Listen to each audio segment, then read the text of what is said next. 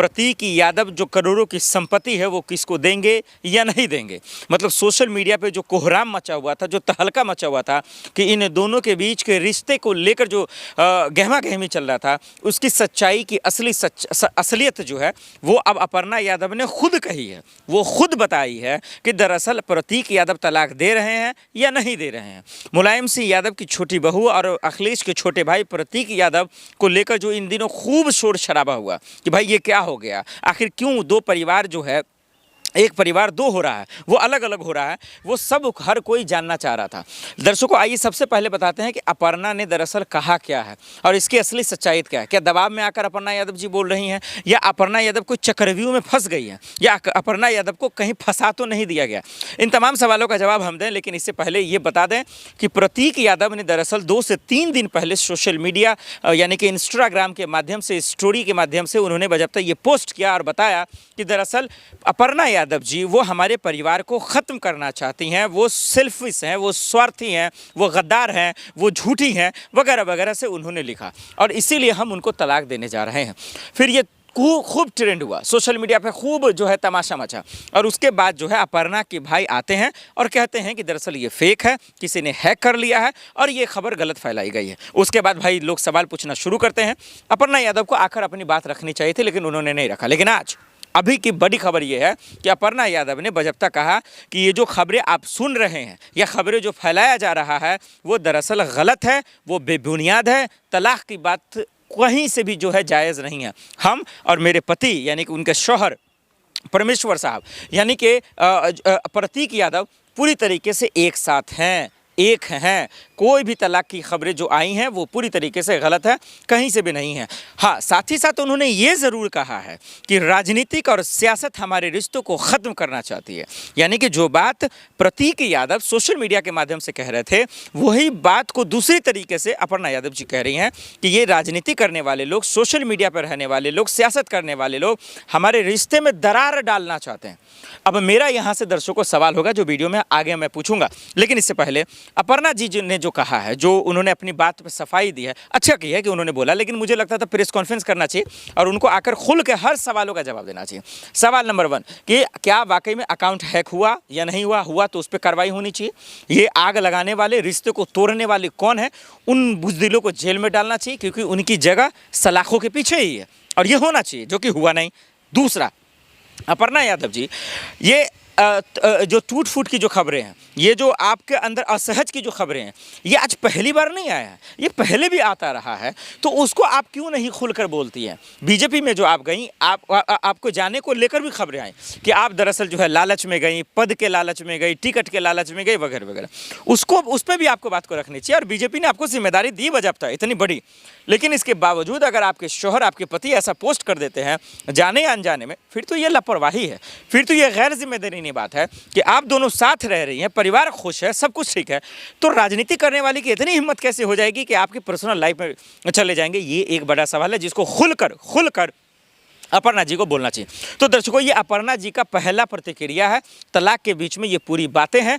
अब इसकी सच्चाई हम आपके सामने रखेंगे और प्रतीक यादव क्या करेंगे वो हम आपके सामने रखेंगे, जब तक उनकी बातें सामने नहीं आ जाती। क्योंकि पहले प्रतीक यादव ने सोशल मीडिया पर पोस्ट किया तलाक की खबरों को लेकर, फिर अपर्णा यादव 2 से 3 दिन के बाद आती है, कहती है कि भाई ये गलत है, ये हम और मेरे पति यानी कि प्रतीक यादव हम लोग साथ में हैं, हम लोग के बीच में कोई भी ऐसा अनबन नहीं है, कोई भी लड़ाई नहीं है, सब कुछ मेरा परिवार कुशल मंगल है, भगवान करे कि इनका परिवार कुशल मंगल रहे। लेकिन सवाल यह है कि तलाक की खबरों का अफवाह किसने फैलाया। सवाल यह है कि क्या प्रतीक यादव ने मन ही मन में तलाक दे चुके हैं। क्या सवाल यह है कि प्रतीक यादव तलाक देने का सोचा नहीं, उन्होंने मन भी बना लिया है और जो उनके प्रॉपर्टी होगी, जो उनका मुआवजा होगा, क्या वो भी देने के लिए तैयार हैं।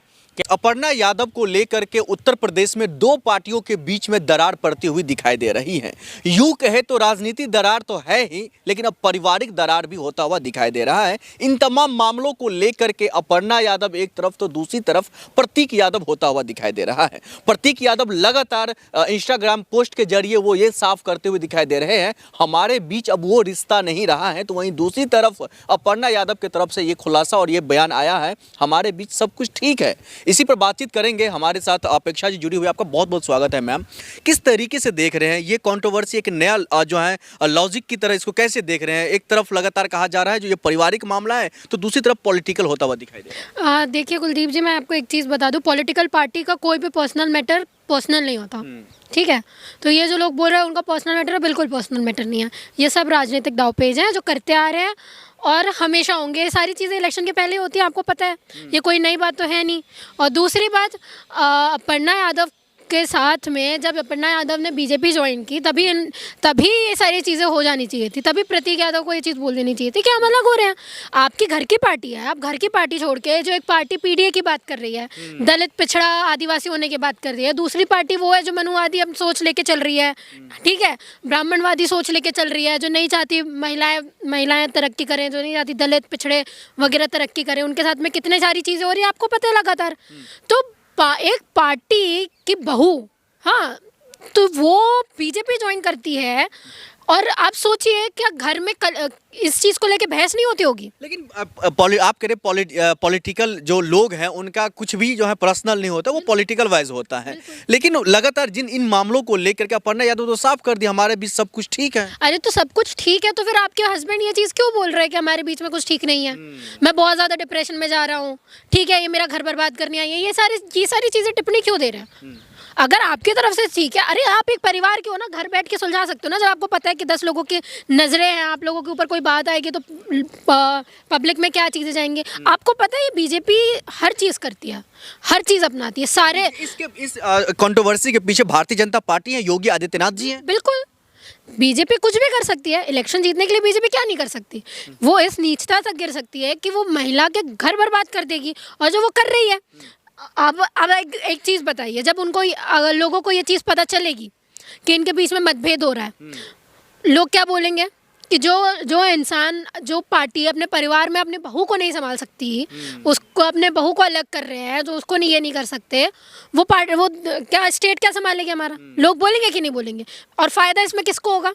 इन मामलों को लेकर के आप नहीं चाहते हैं जो शिवपाल यादव जी हैं, अखिलेश यादव जी हैं, डिम्पल जी हैं, ये तमाम लोग बैठ करके मध्यस्थता निकाला जाए कुछ? बिल्कुल होना चाहिए ना। मैंने आपको सबसे पहले बोला, ये सब तो तीसरे हैं, पहले आप मियाँ बीवी तो बैठो। आप बैठोगे नहीं, आप लोगों को कुछ होगा नहीं। और एक तो प्रतीक यादव पॉलिटिक्स में है नहीं, ठीक है, उनकी पर्सनल लाइफ अपनी अलग है और उनकी बीवी पॉलिटिकल है, ठीक है। उल्टा बीजेपी से हैं तो उनको बहुत प्रभार दिया गया है, थोड़े बड़े बड़े इंपॉर्टेंट पोस्ट दिए गए हैं संभालने के लिए। तो आपको क्या लगता है कि ये बीजेपी यूज़ नहीं करेगी उनको? आपको क्या लगता है? हो सकता है घर की जो पार्टी वाली बातें हैं वो हो सकता है बताती होंगी वहाँ बीजेपी को जाके कि अंदर क्या बातें हो रही है क्या नहीं, परिवार में तो है ना, हो सकता है कि नहीं हो सकता है।